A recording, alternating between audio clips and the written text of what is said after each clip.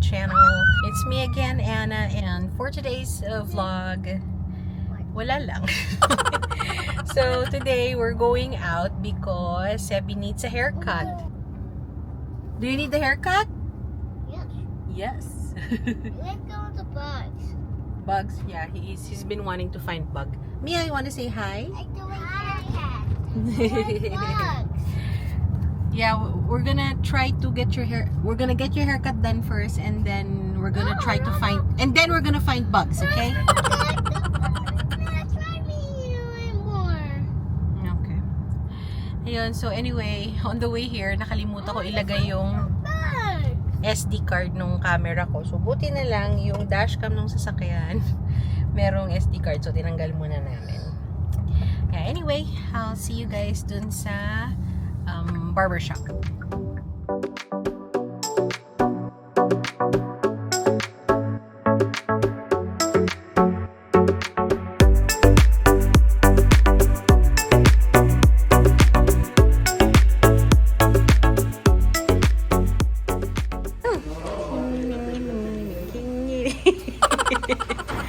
That's tamani-maning-ting. What's Papa and Kuya doing? Cutting hair. Very good.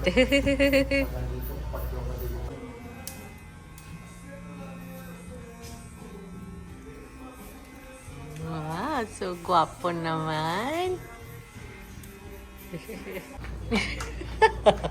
Pogi. Ay, pretty.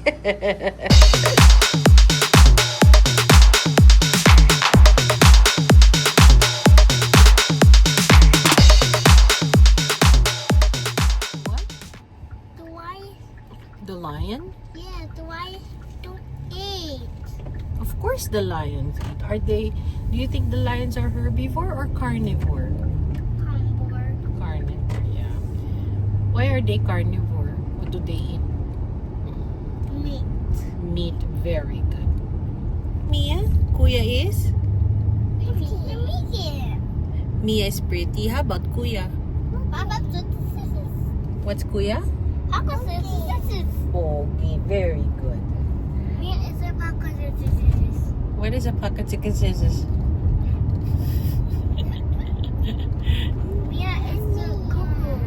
No, she's not Coco. Yeah, she's Mia. No, Mia is not a cuckoo, silly boy. Hello guys, good afternoon. It's now 5:12 in the afternoon. So di na ako nakapag-vlog pagbalik namin galing sa haircut ni Sebi. But yeah, so now that we're home, si John nagluluto ng dinner. Mga bata na paliguan ko na. And I'm gonna try to get some assignment done. So meron akong assignment. It's a kitchen elevation. So, gagawin ko yun. So, I'm gonna share that with you guys.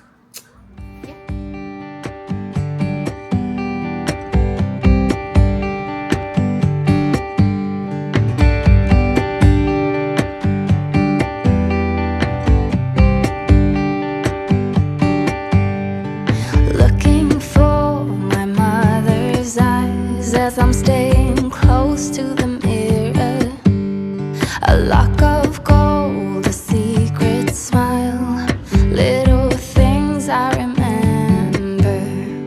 Place a hand upon my heart as her, she was a believer. Sometimes I can feel her arms holding me as forever. Time changes everything, and everything will change in time. Love changes every heart, and any heart can change you.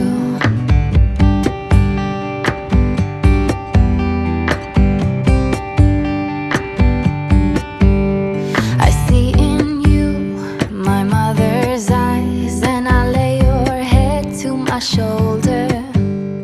A lock of gold, a secret smile, I will tell you when you get older.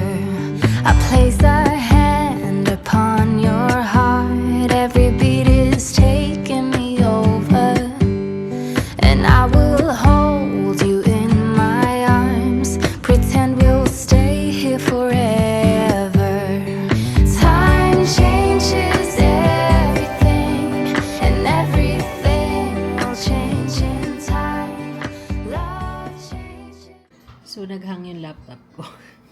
Reset. Tapos matapos ng dire-diretso. So, 4 na elevation yan. So, when you say elevation, yung patay yung itsura ng floor plan mo. See, let me show you guys. Yan, ikot lang siya nag-ikot. Well, honestly, I think I'm due to get a new laptop na. Si luma na to eh. Tagal na, sinantagal na. So, when I'm using this program or SketchUp, talaga, very laggy na siya. Kaso ayoko kasing bumili kasi napakamahal ng MacBook. Diba?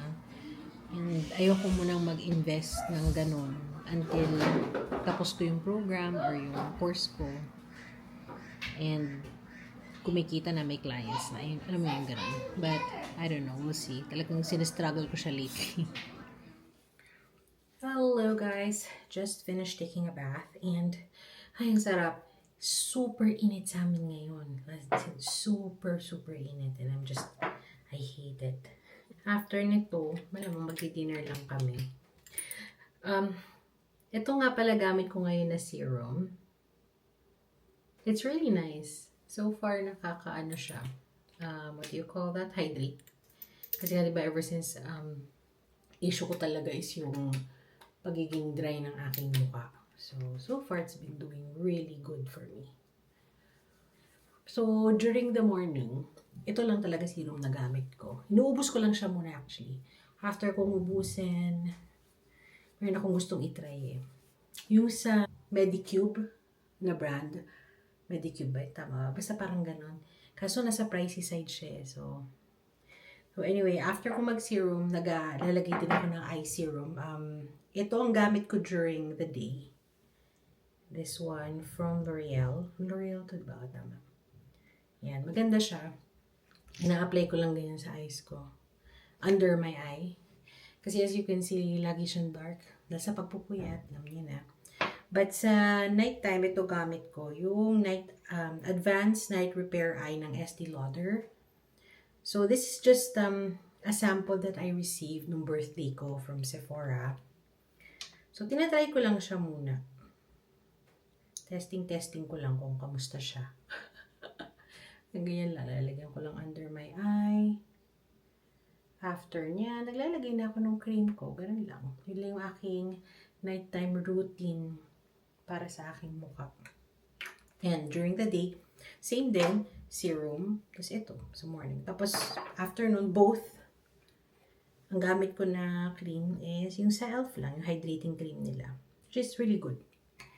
And mas cheaper pa to. Yeah, it's cheaper and it gets the job done. Kasi nga, like I said, lagi akong dry. So, kailangan natin mag-hydrate. Especially now that I just recently turned 40. And that age, maraming ganap sa ating skin, body, pati nga sa utak natin meron. So, yes, yun lang. Tinry ko nga pala yung Rix Skin. Itong set na to, yung power kit nila. Napanood ko kasi siya, ni-recommend siya ng isang vlogger sa Facebook. Si Miss Small. Small Life, yon. Watch her, she's really good. Just really pretty. Very, very pretty. Tinry ko talaga. Ako wala naman kasi akong problem sa acne.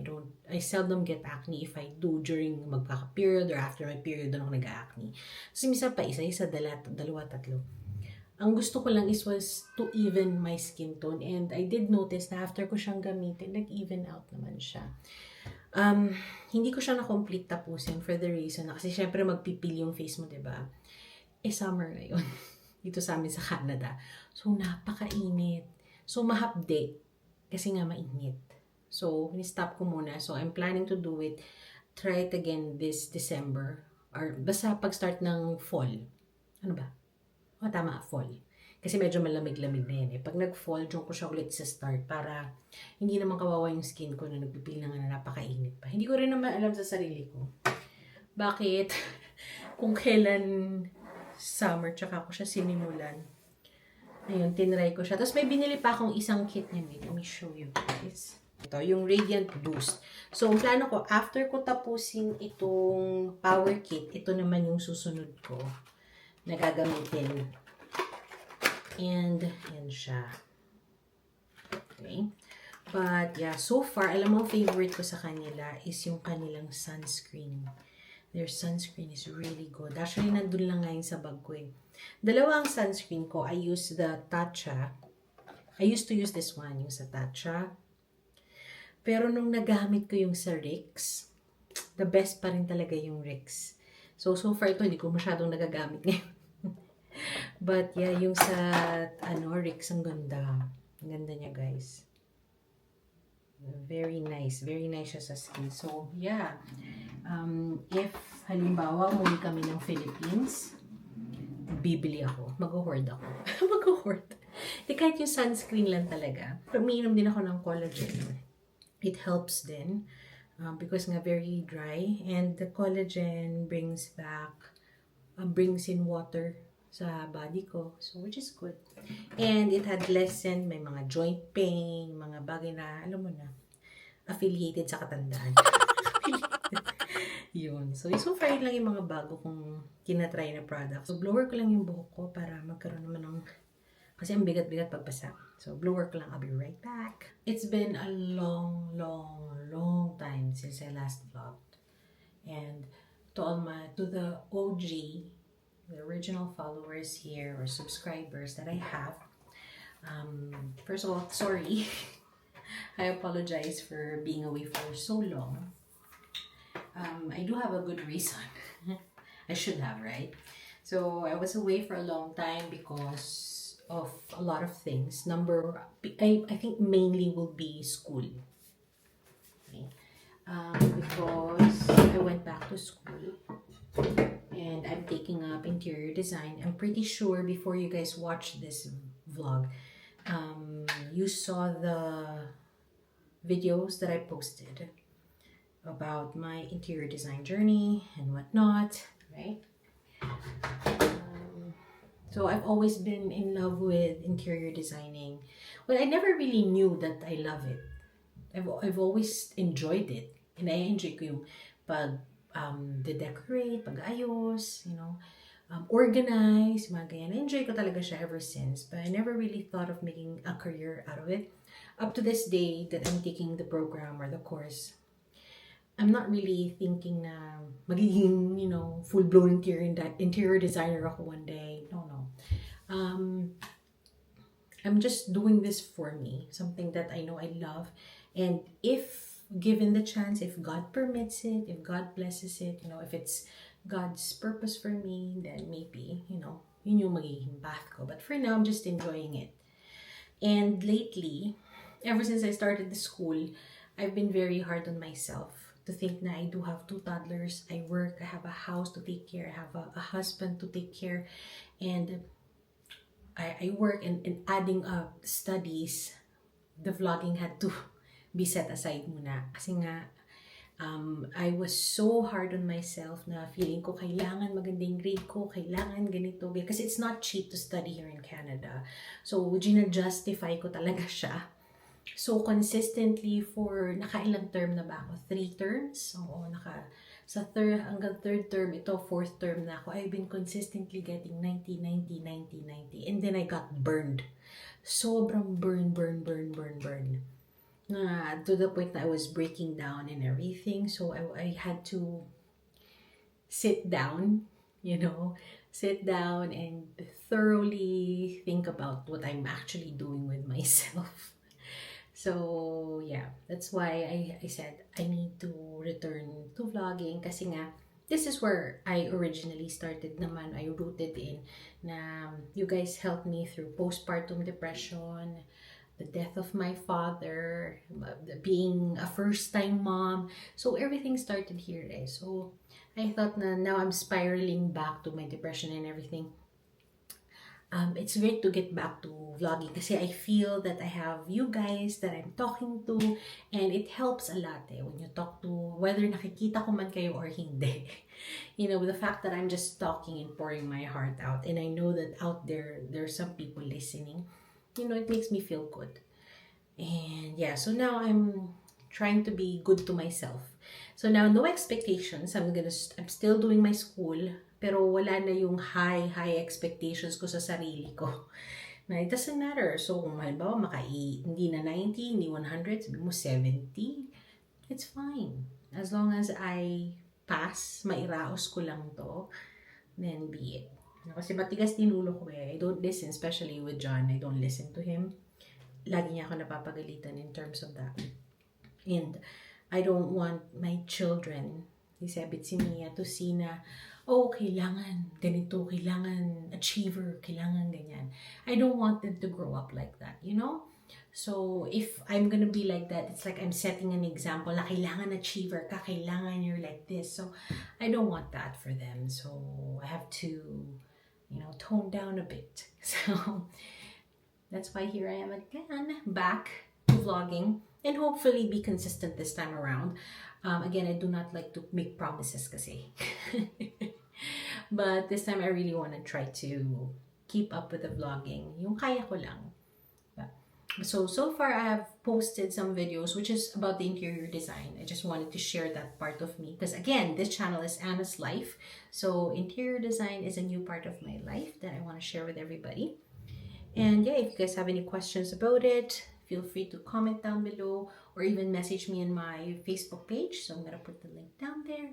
Link or the name of my page down there. Message lang kayo. You're always free to do so. And yeah, so that is my comeback. My comeback. But yeah, so far I've been just, you know, trying to take care of myself more. Ever since I hit 40, isa yun sa mga hard realization na parang sinampal ako na what the heck are you doing? Ginagawa mo, diba? I mean, life is short, and one of the trigger talaga was, so I hit my 40th last June, and then just itong last month lang, July, I had 3 people that I know of, naka-age ko. Yung 2 of them, I used to work with them back in the Philippines, and then the other one was a schoolmate of mine back in elementary days pa. And those people are like 40. And they're now dead. You know, and it scared the crap out of me. So, you know, life is short, and nowadays, lifespan is very short. If before 50 was middle age, nowadays 30 is middle age. And yeah, my kids are still very young, so I need to be healthy. Yan. So, hindi naman ako nagda-diet na because diet stresses me out. But what I do is decrease yung intake ko and choose wisely kung ano yung ini-intake ko. Like, pag weekends, it's okay, kumakain kami ng rice and everything. Kasi carbohydrates naman talaga yung mabigat. I don't eat a lot na back katulad before. Makanin kasi talaga ako, guys. I love rice. But now, every weekdays, pag lunch lang ako kumakain ng rice, sinasabayan ko yung mga bata kasi kumakain sila. Pag dinner, si John kasabay yung mga bata kumakain ng rice and ulam. Ako, I just eat oatmeal. Yan. So, yeah, that's it. So, anyway, magdi-dinner lang kami and let's see anong ganap sa baba. Thank you for listening, by the way. I love you guys. Say hi to the vlog. Hi, vlog. So, what's for dinner, chef? Dinakdakan. Dinakdakan. Yan. John is yeah, purong Ilocano, right? Ayan, got siyang dinakdakan. Yes, you. Oh, what you? Hi, guys. Hi, guys, daw.